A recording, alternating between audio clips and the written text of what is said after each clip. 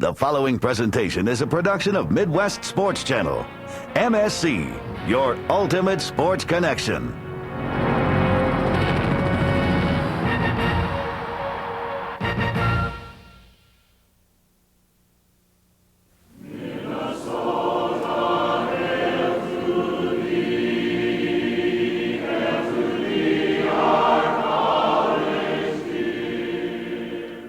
By the numbers, the 75th anniversary of Golden Gopher hockey is a salute to 4 national championships, to 9 conference titles, to a record 23 appearances in the NCAA tournament, and to one man, the Godfather.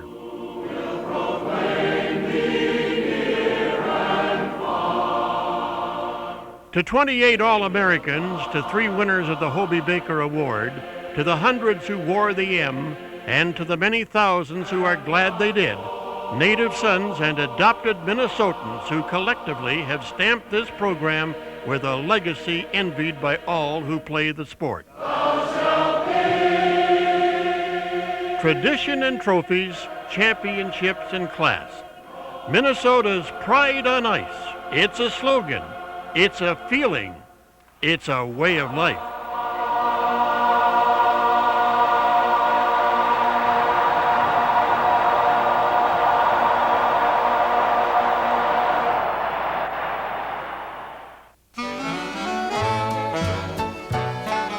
Canada's national pastime has long been a cold weather fit to the immediate south of its border, where Mother Nature and a natural resource collided to create a land of 10,000 skating rinks. At the University of Minnesota, ice hockey joined the varsity in 1922. I.D. McDonald coached the Gophers to a first-year record of 10-1-1, and then turned the bench over to Emil Iverson, whose stars included his captain in 1923, Frank Pond. Pond later coached the Gophers into the mid-1930s, then gave way to Larry Armstrong. In 1937, Minnesota had an all-star in goal by the name of Bud Wilkinson. 3 years later, Armstrong directed Minnesota to its first national championship. Well, you know, he was from the old school. He was a Canadian, and he was a masseur in St. Paul. In 1939, the moonlighting masseur had his hands on a juggernaut.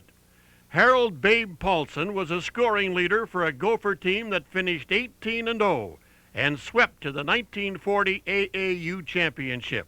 My greatest asset was quickness, and I felt that I was a good skater, and that helped me an awful lot, I thought. At season's end, those attributes made the Virginia, Minnesota native an All-American, an honor Paulson shared with a teammate and fellow Iron Ranger, a bullish defenseman from Evelyn, who would someday change this program forever.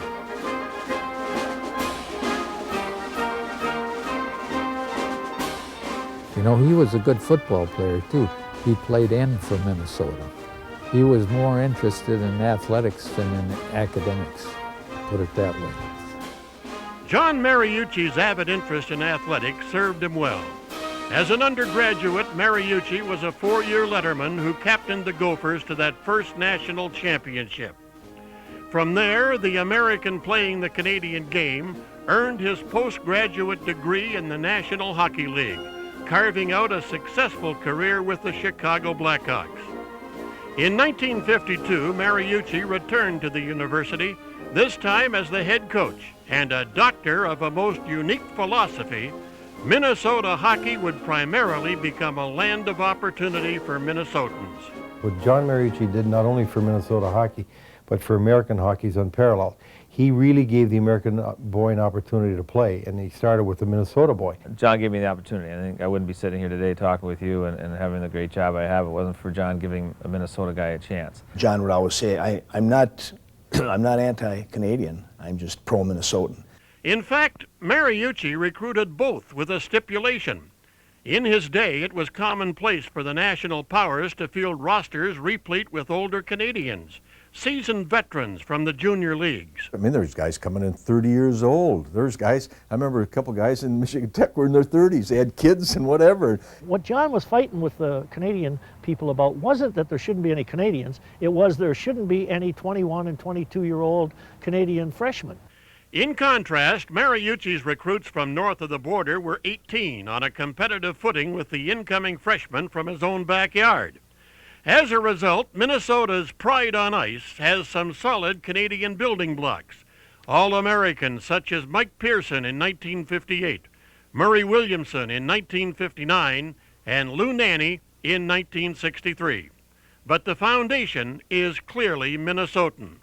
Every kid that's playing a high level of amateur hockey in this state, all the ones who've got scholarships to schools all over the place, I need to say to those young men that none of that would have happened without John. Herbie and I weren't the best players and that ever skated this earth, you know, but John let us play here. If John doesn't take Herbie, he takes some kid from Flin Flon. If he doesn't take Doug Woog, he takes some kid from Moose Jaw. Instead, most of Mariucci's kids had zip codes from Minnesota. And when those players grew up, his philosophy became gospel. A lot of you people are really on the threshold of joining a very select fraternity, a fraternity of ex-Minnesota hockey players, someone that's going to wear that M. There's nothing in your life that you'll find more proud, gentlemen. Let's get ready to go. Come on. Seemingly impossible, probably unprecedented, the evolution of the Mariucci mantra reached its zenith in the 1970s when the Gophers won 3 national championships with rosters comprised exclusively of home state players. Minnesota's Gophers were truly Minnesota's team, and they still are today, with a purist approach that would be commended even if they did not win. But they do, year in and year out. I think the people use the University of Minnesota and its purity relative to Minnesota players only as a guide. That's their thing that keeps the tradition alive. It's a program that encourages Minnesota kids, and it's a showcase.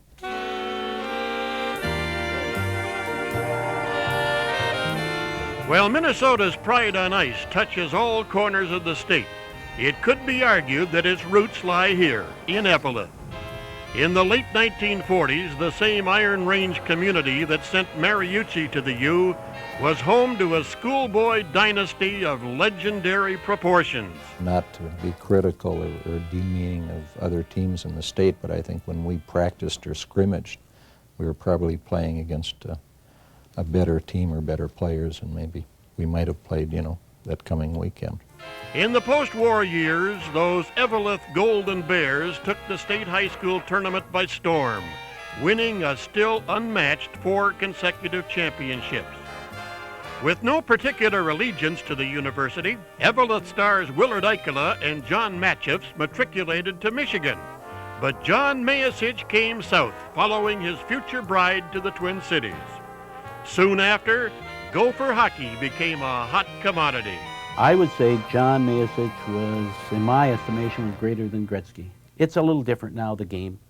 And to say that one player is greater than the other player is pretty hard. But in our era, he was the Gretzky, and there was no comparison to anybody. John, I think, could do about anything well. Any position outside a goalie. And he tried that once. In 4 years, John Mariucci turned the Gopher record book into his personal diary, setting standards for points and goals scored that still live today. Among the milestones, a 6-goal game against Winnipeg and an 8-point effort against Michigan. I like it said that I was one of many. To get the number of assists I had, you have to have some pretty good people out there putting it in the nets. Unquestionably, he did. In 1954, the Gophers boasted All-Americans in Mariucci, Ken Yackel, Jim Matson, and Dick Doherty. Dick could put the puck in the net, just had a sense of the game. You know, I'm not trying to compare him with a Gretzky, but you know, Gretzky isn't what you call brilliant. He just happens to be there. Doherty happened to be everywhere. Gene Campbell was the captain and future Olympian. Wendell Anderson was a defenseman and future governor. Bob Johnson was a winger who would someday become a Badger. And Dick Meredith was a speedster who collected Olympic medals in both 1956 and 1960. Led by the tandem from Eveleth, this impressive collection of talent put Gopher hockey on the map. When Mariucci came there in my sophomore years, the fans came there and more, not only to watch us, to watch Mariucci, because Mariucci was a show in himself. Mariucci replaced Doc Romness in the fall of 1952. By March of '53, the Gophers had won their first of back-to-back WIHL championships and finished second to Michigan in the NCAA tournament. 1 year later, Minnesota returned to the Final Four with a vengeance, ripping favored Boston College 14-1 in the semifinals. Only a hot goaltender and an overtime loss to RPI prevented a national championship. In all my career, I would say that that was the toughest thing to take. And Mariucci took it very hard. That's the first time I ever saw John cry. In 1955, John Mariucci ended his career as Minnesota's first two-time All-American. With the heart of those championship teams now departed, Mariucci needed reinforcements. An All-American by way of Winnipeg, Murray Williamson, was recruited at a pool hall in Eveleth. John came in and he was sitting playing pool, and he said, "You want to go to school?" And I said, "To Minnesota." I said, "Well, I'm on my way to Michigan." He says, "Come on down and visit and see what we've got." I got down here and went to the ticket office, and they didn't have a ticket for me. John had forgotten. So I snuck into the game, and after the game I went down to the locker room, and I looked, there was John, looked at me and banged his head, and he said, "Geez, you forgot." As a recruiter, Mariucci offered opportunity.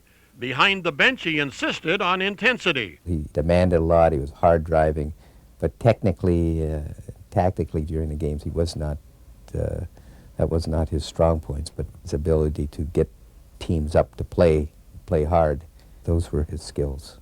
Play hard and be tough, just like their head coach. One of the players jumped over the board, slammed the door, and John's thumb was in there, and it just smashed her, you know. And everybody saw it, and they were all going like this, you know. Poor John. And of course, he wouldn't let on anybody. And turned around and said, "Marshall, you got a Band-Aid?"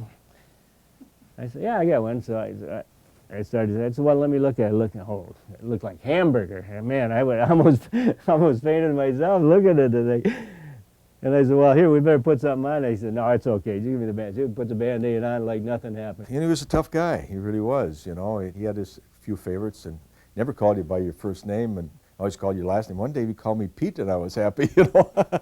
Leather tough on the outside, warm on the inside, and as stubborn as a cowlick, particularly in defense of his program, Mariucci's fight to level the playing field continued when the WCHA was formed in 1959. We didn't even play everybody in our league. Mariucci and Armstrong from Denver were in this little bit about using older players, and so he just refused to play them. So here we have a league, WCHA, where Minnesota doesn't play Denver. You know, I mean, how can you do that? Like most pioneers, Mariucci was unconventional. He did it his way, and it worked. On the ice, his program turned out All-Americans virtually on an annual basis. In 1961, the Gophers again qualified for the NCAA tournament. In the mid-'60s, Craig Falkman and Doug Woog twice led Minnesota to the mythical Big Ten championship. Yet Mariucci's impact will never be measured by wins and losses. It was his program then. In part, it still is, and always will be.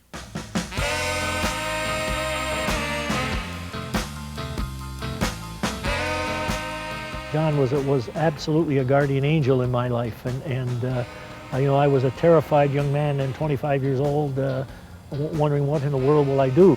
In 1955, Glenn Sonmore lost his left eye playing minor league hockey.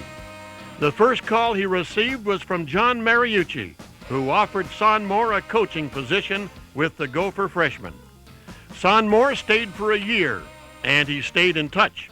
When Mariucci left in 1966, Glenn returned to coach the varsity. John was a man of very few words. You know, he wouldn't give you those long pep talks, a la Knute Rockne, whereas Glenn might.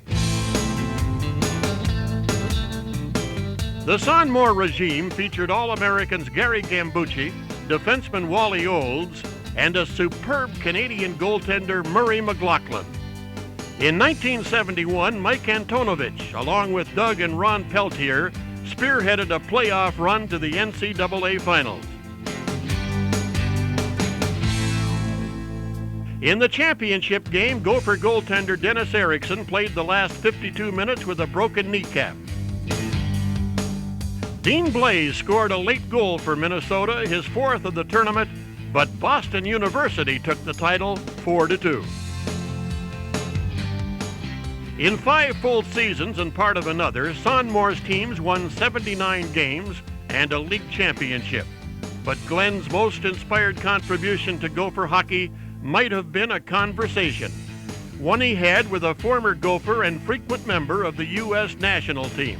I was still playing, doing this and that, and Glenn told me to take 2 weeks off and retire and come to work with him. And so I was a part-time coach on Glenn Sonmore. As John Mariucci did with Glenn Sonmore, Sonmore brought Herb Brooks into the coaching fold, and the decade to follow would be a chapter of championships.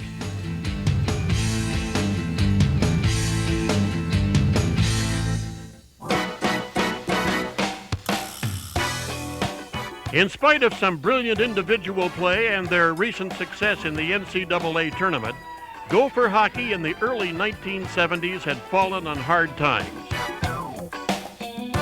With professional teams in both Bloomington and St. Paul, the Gophers were no longer the only game in town.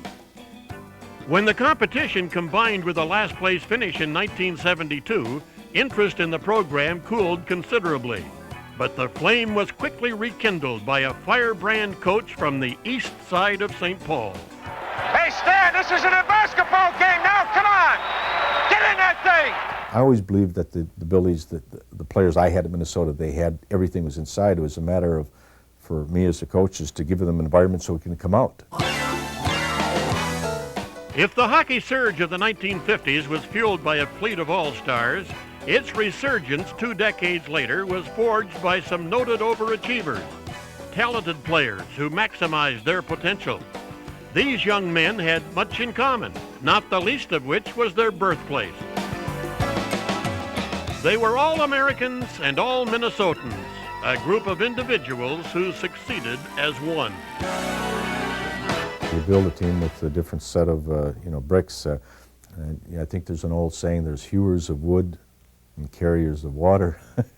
The roles were accepted. There wasn't any question when he said, all right, this is your job, you just did it, and it was, hey, if I'm going to be a penalty killer, I'm going to be the best penalty killer in the country, and I'm going to take pride in that. The team Brooks inherited included junior goaltender Brad Shelstad, eventual All-Americans Les Auger and Mike Polich, and the brothers Harris, Robbie and John. His first captain was senior Bill Butters, a tough guy whose legend grew from a brawl against Colorado College. His teammates eventually joined in, but not before Butters took on CC all by himself. As I got closer to their bench, the referees were escorting me off, and they said, "Are you okay? Are you okay?" And I said, yeah.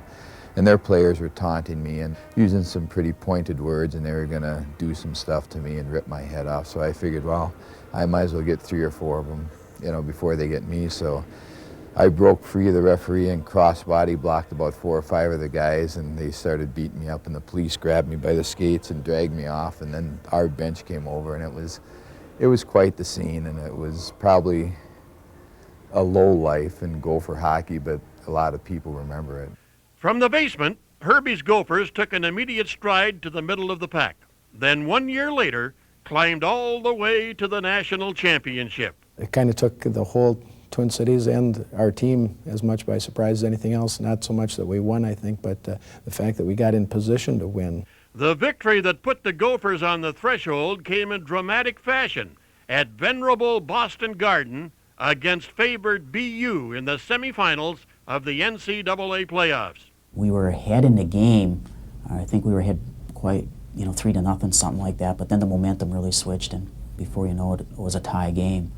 And with about less than 2 minutes to go in the third period of regulation play, we ended up taking a penalty. Given by a Boston referee, naturally, And so he was in the box, and we had to kill this crazy penalty off. I went out to challenge the guy at the point that was going to take a shot, and he, instead of taking a shot, was going to pass it across to his defenseman and intercepted the pass and ended up on a kind of like a 2-on-1. So everybody in the building thought Polger was going to pass, and he drilled a long one. He saw the goalie move, and he hit, and he scored in the short side. I remember looking up at the clock because it had the unlucky number, which was lucky for me. It was 13 seconds remaining in regulation play. One night later, the Gophers defeated Michigan Tech 4-2, and just 24 months from the cellar, Minnesota was the national champion. That was probably the most satisfying coaching period that I've ever had in my life. The thrill of victory became habit-forming. The following season, Auger and Polich were All-Americans as the Gophers set a new school record with 31 victories. The highlights included the WCHA championship and a 6-4 win over Harvard in the semifinals of the NCAA playoffs. The only sour note was a loss to Michigan Tech in a rematch for the title, but that score would be settled in 1976. At 76 team, boy, I tell you, they competed, boy. They were, whatever, you want to have a cup of tea, you want to have any other, they competed. The head coach likened these guys to junkyard dogs. If you wanted something from them, you best be prepared to take it. The captain was Pat Fippen, the sharpshooter Tom Vanelli. For sheer feistiness, throw in Warren Miller and Tommy Younghans. And the Minnesota muscle came from men like Russ Anderson, Joe Micheletti, and a player with a cannon for a slap shot, Reed Larson. This Gopher team did not waltz to a national championship. It rumbled with determination and true grit, and a memorable victory in the WCHA playoffs. The site was East Lansing. The prize, a trip to the NCAA playoffs, and through 3 periods and 2 overtimes, the game was tied at 6 apiece. I remember it like it was yesterday, the players in the locker room with everyone lying on the floor and their feet up and kind of chuckling. There was a self-confidence in that group that allowed us to actually chuckle and laugh a little bit during the overtime intermissions. Is something I'll never forget. The game was unforgettable. The result was 2 when Pat Fippen ended the longest day in Gopher history with a goal in the 3rd sudden death overtime. Somehow I stayed out a little longer on my shift, and Donnie Madsen was out there, and he dug the puck out of the corner and got it to me. And one of those deals where I think their goalie was a little screened by their defenseman and took a slap shot, and somehow it went in. Actually, as far as the game goes, I did not have a very good game thinking back to that game. The only thing I did right that game was score that goal. Next stop, the Final Four in Denver for another upset. This one over a Boston University team led by a future North Star, Mike Fiddler. But the sweetest music on this night was the resounding Minnesota rouser. Vanelli scored the tying goal. Mark Lambert the game winner as the Gophers prevailed 4-2. Once again, Michigan Tech was the final team on the dance card, and again the Gophers were severely tested as Tech broke to a 3-0 lead. But soon after, Vanelli revved the Minnesota engines with a power play goal, and the Gophers came to life. Joe Micheletti cut the Huskies' lead to 1. Then freshman Bill Baker, with an assist to Vanelli, tied the game at 3 apiece. Deadlocked at 4 in the 3rd period, Pat Fippen performed the heroic encore to East Lansing. When Warren Miller hit an open net, Minnesota had its 2nd national championship in 3 years.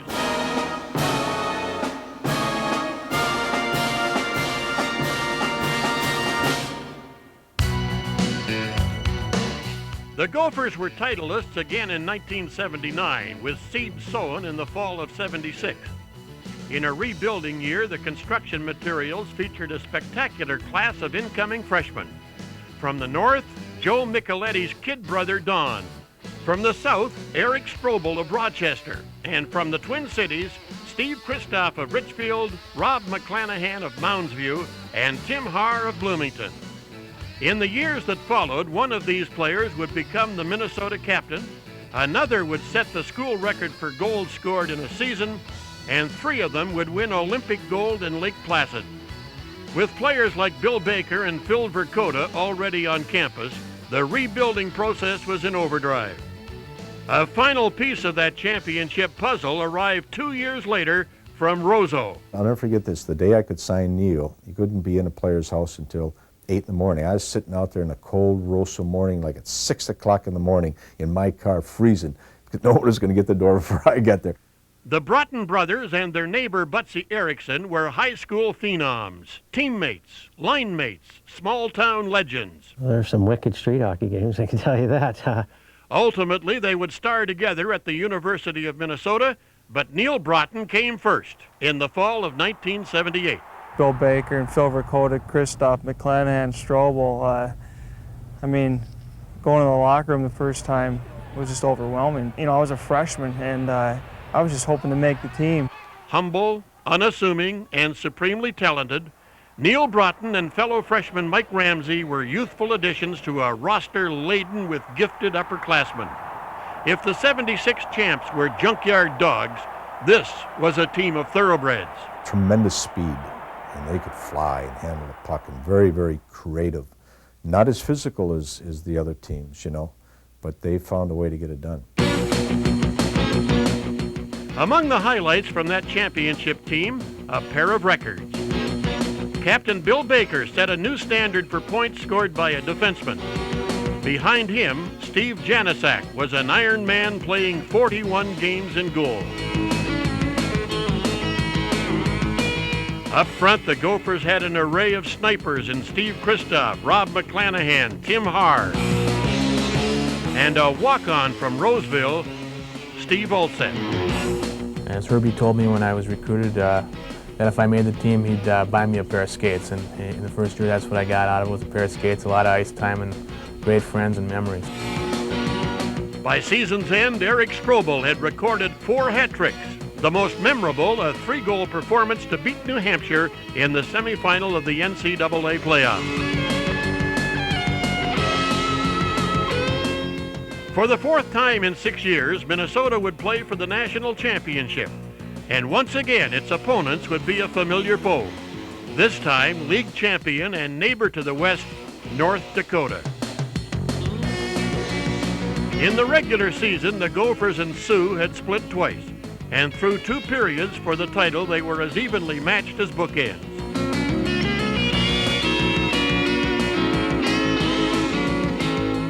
In the 3rd period, the outcome and the national championship was decided on a goal for the ages. I don't really remember how it chipped out or got out, but once it was by their blue line, I just kind of dove and hit it. And the goalie kind of made a mistake. He comes sprawling out and went in. And I think that made it, 4-2? Then they ended up scoring a goal and ended up being the winning goal. Hey, it's about time. I've been to the state high school tournament 3 times. I haven't won yet, and this is the first time national tournaments. Am I happy? The Gophers' decade of dominance ended with a 3rd national championship.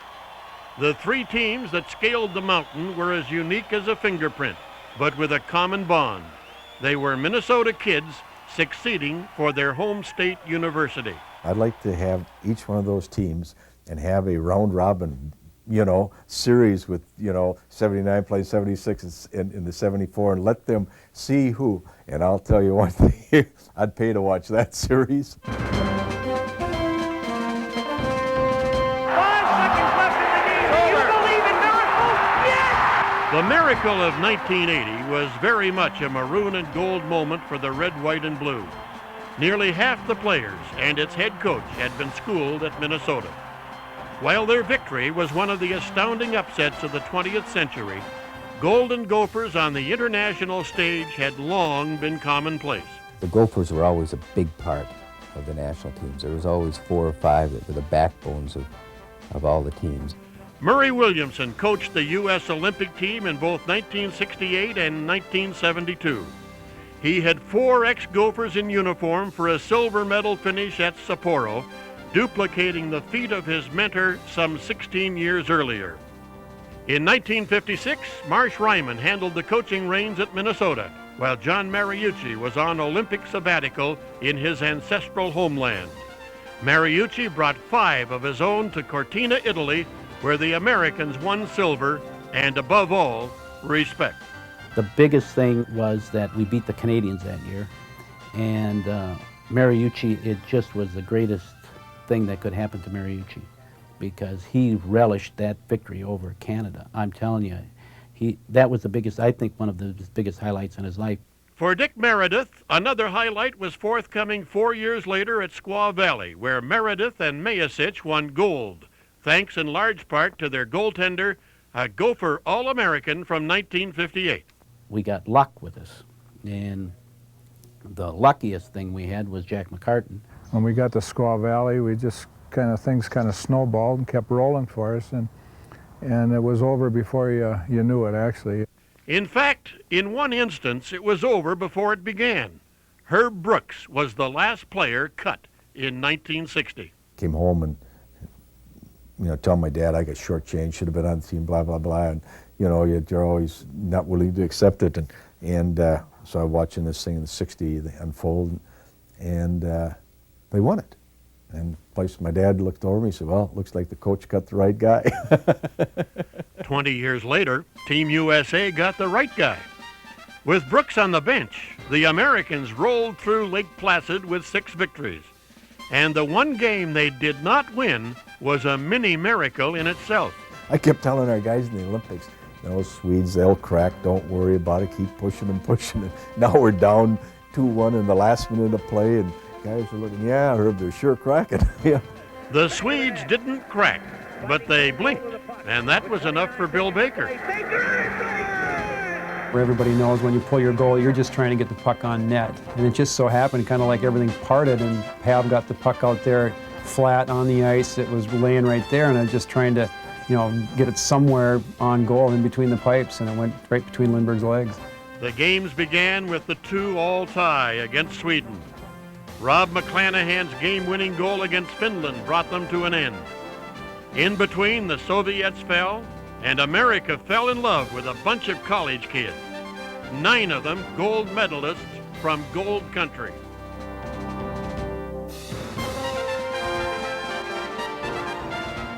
It was a real growing up year for a lot of players who were maybe overshadowed by the 80 Olympians. Back on campus, expectations for the winter of 1980 were understandably low. With the core of their team in Lake Placid, the Gophers' first year under Brad Butow could have been forgettable. Instead, one player added a remarkable page to the record book.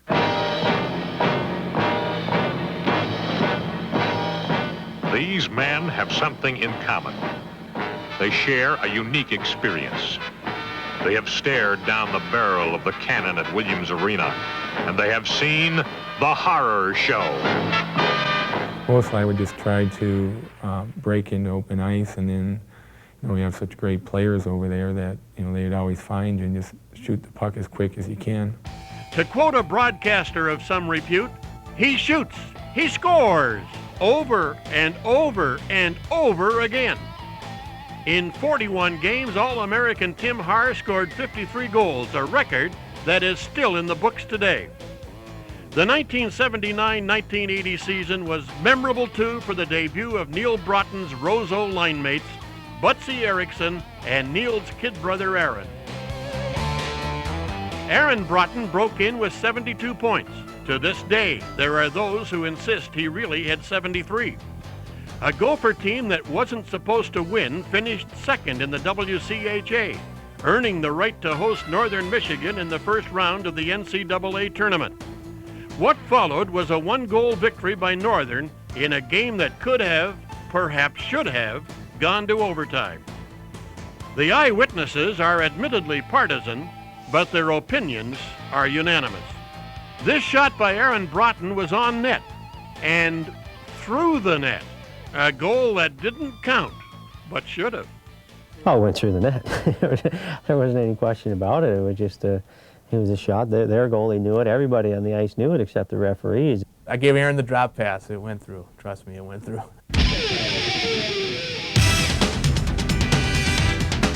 The disappointment was eased the following season by the return of Neil Broughton. Reunited with brother Aaron and Butsy Erickson, the result was predictably explosive.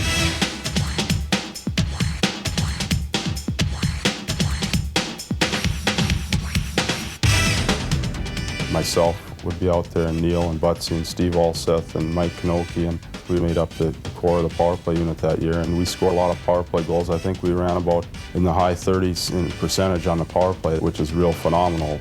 The Gophers that season scored 7 or more goals 17 times, winning 33 games and the league championship.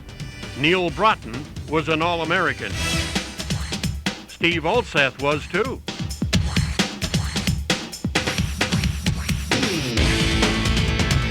Somehow, Aaron Broughton failed to make the list, despite averaging more than 2 points a game, en route to a school record 106-point season.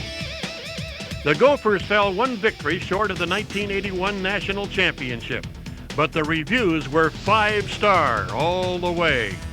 Alseth was the league's Player of the Year. Aaron Broughton was the Gophers' MVP. And Neil Broughton won the inaugural Hobey Baker Award, symbolic of the best player in college hockey. 2 years later, the Gophers were back on top, champions of the WCHA, with a roster headlined by some of the most prolific point producers in school history. Scott Bugstad had 91 points, while fellow senior Butsy Erickson vaulted to second on the all-time scoring list. Even today, Butsy trails only John Mariucci and 2 players who in 1982 were incoming recruits. I think a guy for his size, Corey Millen, was just a marvelous player. Corey Millen arrived at the U as one of the most publicized schoolboys in state history. A grade school prodigy from Cloquet, Corey's career at Minnesota spanned 5 years and 2 head coaches. When he left, Corey's maroon and gold resume included 119 goals and 241 points, numbers bettered only by Mariucci and a player who will forever be known as the Rat. I used to go in the locker room and bug Joe and Don and all the players and Herbie. Pat Micheletti had been around the program for nearly a decade, a stick boy who followed his brothers Joe and Don to 3 national championships. The youngest Micheletti played the game with an attitude. My freshman year, I had a reputation as an overly aggressive hockey player. My sophomore year, I feel as if I've matured. I learned that you can't score from the penalty box. Actually, he did both. Pat's 400-plus minutes in penalties set a school record. Time in the box was part of his charm, but Pat Micheletti made All-American for his notable contributions on the ice. His junior season was statistically one of the best ever. 48 goals and 96 points.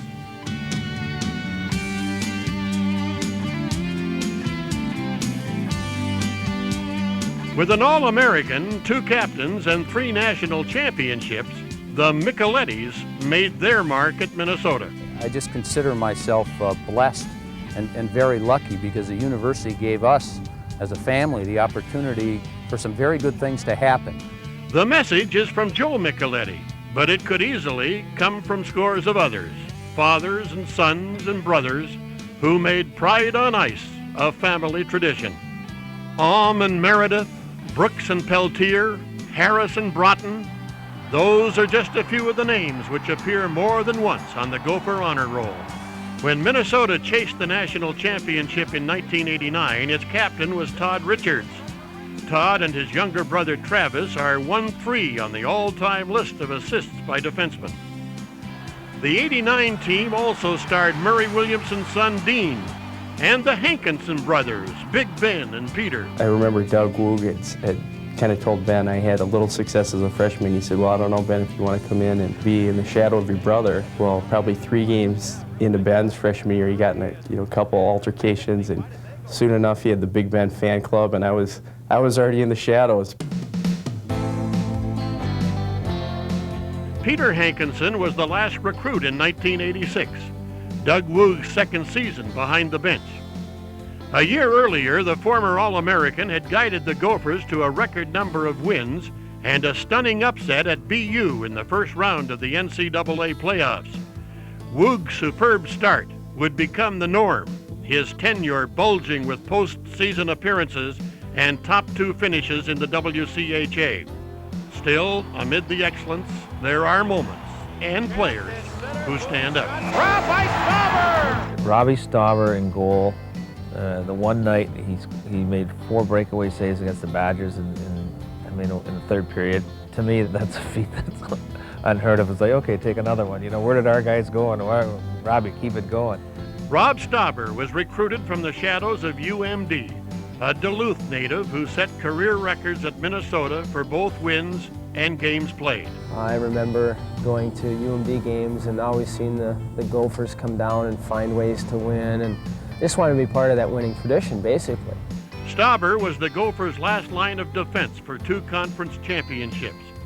In 1988, he was recognized not only as the best goaltender in college hockey, but as its best player, period. With a Hobey Baker Award in tow, Stauber returned the following season. So did Olympians Dave Snuggerud and Tom Chorsky, arming the Gophers for a serious run at the national championship. But for the width of a goal pipe, they would have made it. The 1989 NCAA final against Harvard is widely considered one of the showcase games in the history of college hockey. And here comes Tom Chorsky down the slot. 2 teams that could skate like the wind turned the St. Paul Civic Center into a nicey stage. And a score by John Anderson. It was symphony with hip checks, ballet with full contact, a night of artistry that seemingly wouldn't end as Peter Hankinson sent the game into overtime. In sudden death, Harvard nearly perished when the Gophers' high-scoring defenseman Randy Skarda rattled the goalpost. Pitlick moves into the zone. The Skarda the shot off the post, the rebound. Just inches from the national title, the Gophers fell soon after, devastated by the outcome, but in retrospect, proud to have played the game. It was obviously a heartbreaker and people talk about it, but it was a great game to be part of, and it would have been nice to get that one, but it was a good memory. Looking back, I could sense that the older players who knew they weren't going to get another chance were more frustrated than someone being a freshman thinking, hey, you know, we'll get this chance again. Larry Olam would indeed have many more chances as a Golden Gopher. Most of them he would create himself. Reared in a hockey mecca, the War Road native came to the Gophers as a defenseman with creativity. After 2 seasons on the blue line, Olam moved to center and ultimately into the record book. Of all the career scoring marks set by John Mariucci, only one has been broken. The record for assists in a career now belongs to Larry Olam. Beautiful feed, a shot to go. What a play! Olam was twice an MVP, twice a leading scorer, and in 1992 he captained the Gophers through a 12-game winning streak, a string of victories that produced Minnesota's 9th conference championship. The hardware is home. Through the years, home for the Golden Gophers has been both outdoors and off campus. The 1940 national champions played their home games at the old Minneapolis Arena north of Lake Street. The Minnesota hockey team would travel out to the rink in taxi cabs. In 1950, the Gophers moved into a brand new facility on the west end of Williams Arena. In its time, it was a palace with a huge ice sheet, room in the corners, and when North Dakota came to town, seating for 9,000. 2/3 of the team were Canadians, and the students got together, God save the Queen. You know, I mean, they wanted to kind of put the needle in, and about 2 minutes later, our goaltender was Jimmy Matson at the time. There had to be a reply from our friends from North Dakota. You could hear, God save Matson. The U of M versus UND was one of the great rivalries in college hockey. Raucous in Minneapolis, frigid in Grand Forks. where the home team played in a Quonset hut called the Potato Barn. It was just about as cold inside as outside. You could see your breath, and lights would make your helmets look yellow, and you're always afraid if you got hurt there, the veterinarian would be in there to sew you up. Lou Nanne made a name for himself as an offensive defenseman. Nanne is still the only blue liner to lead the conference in scoring. At the Potato Barn, Louis also made a discovery. Blankets were standard equipment in the penalty box. Louis used to go out and get an intentional penalty so he could go in the penalty box and wrap up in the blanket. He did that about 4 times, and John just got, oh man, he got teed off at him. So down below between periods, John said, "Louis, take off that damn uniform. You'll never play for Minnesota again." But of course he did, earning All-American honors in 1963. In the years to come, the series guaranteed to fill the barn was the semi-annual feud with Wisconsin. Of course, I fanned the Flames a little bit, and the Wisconsin people would come in, and great fans, unbelievable, you know. And I said, gee, if I was from Madison, I'd go to Minneapolis to watch hockey. I'd do anything to get on Madison, you know. The rivalry with Big Red got its start in 1966, when Wisconsin hockey was a club sport, and the Gophers were contending for a league championship. Somebody said, "John, do you think there'll ever be a serious Minnesota-Wisconsin hockey rivalry?" And John said, "Well, it's conceivable. It won't happen for a while.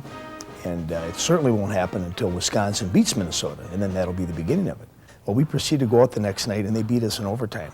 So anyway, I always told people that I was one of the 20 responsible for putting Wisconsin hockey on the map. On the home front, the borders were expanding rapidly, fueled by the Mariucci era, by John Mariucci, and by the building itself. Kids used to come in, I mean, the traveling teams, and we could beat them on Friday because their mouths were still, you know, open from the awe of being in that huge building, the big ice sheet. Just a great place to watch a hockey game, you know. Some of the seats were awful, but it was great to be in that environment. Hey, get your Gopher programs here.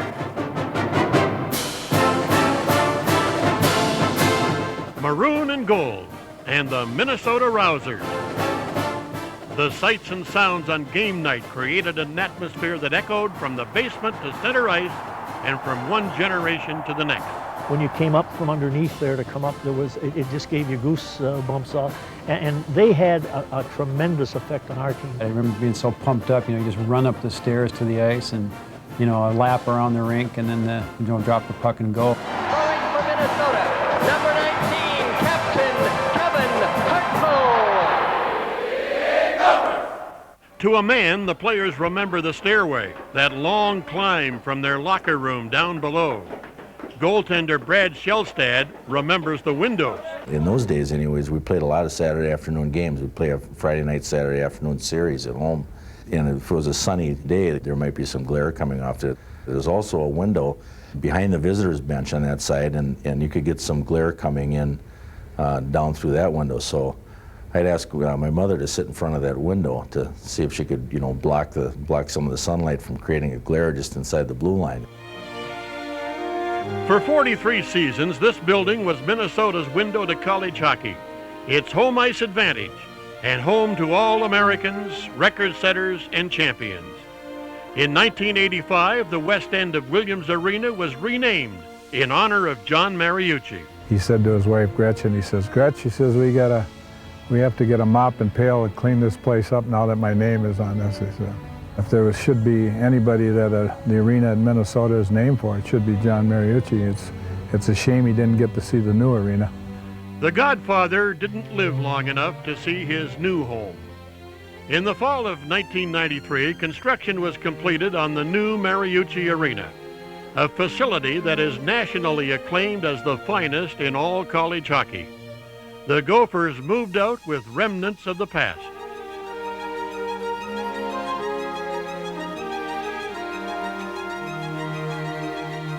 They moved in with a player for the future. Like John Mariucci some 4 decades earlier, Brian Bonin was a schoolboy legend who turned a new arena into his magic carpet. Can he lead the country? He does! Now the scoring leader with a 6-point game and a career high. As a youngster in White Bear Lake, Bonnen's every move was chronicled all the way through high school and on to the university, where Brian left a legacy equaled by only the very best. And backhand goal! Oh my, did he dance with the puck? Coming to the university, I just wanted to fit in, and I wanted to get better. I wanted to be as best I could, but not knowing where it would bring me and not ever worrying about where it would bring me, just trying to enjoy the moment. Maybe that's why I've had success.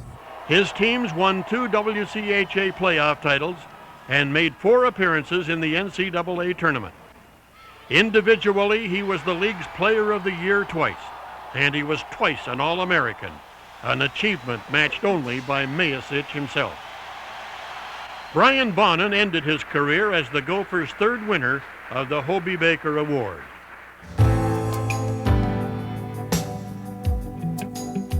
Ask 100 players about the tradition of Gopher hockey, and you'll hear 100 stories, and you'll hear one. My Gopher days were probably the best of my life. I look back at hockey life, you know, and the fun and the camaraderie and things like that. I do cherish the university hockey program. It is a bond and it is a fraternity, and we're there to help each other if we possibly can, and we're excited for them when they win, and you know, we lose a little bit of ourselves when they lose, and but the bottom line is we're walking with them. You know, I told Glenn Sonmore this the day that you came over to my house in Southwest Minneapolis the spring of my senior year of high school and offered me that, you know, the letter of intent to, you know, to have a chance to play hockey at the University of Minnesota was really a childhood dream come true. I remember when I'd get all the recruiting letters and that from different colleges across the country, I'd wait for the one with the big gold M on it. It just meant so much more, and there was that mystique about Gopher hockey. And then when I'd go down to their games, I got the opportunity to watch a couple of games. I thought, my God, you know, are you going to be able to play at that level? And you know, what a great thrill that would be. I know those kids who are playing right now are going to remember it their whole lives, and I hope none of them miss a step or do whatever they can do to make themselves as good as they can, because there's a lot of memories and a lot of great things that you cherish long after you're done. Now Kraft, a two-man break, bringing it in with Crowley. Backhand to goal! As the hockey program at the University of Minnesota began its 75th season, it did so with an All-American in the lineup and a roster of all Minnesotans. The tradition of Gopher hockey lives on. On its birthday, its 75 candles are lit by the hundreds who wore the M, by the thousands who watched its progress. As one, we salute their many achievements, the national championships and the conference titles, the gold medals, and the glory. We salute the All-Americans and all those who tried to be, the native sons and adopted Minnesotans who made this program what it is today. And in the end, we salute one man. Minnesota's pride on ice. It's not just a slogan. It's a way of life. It has been pretty doggone good.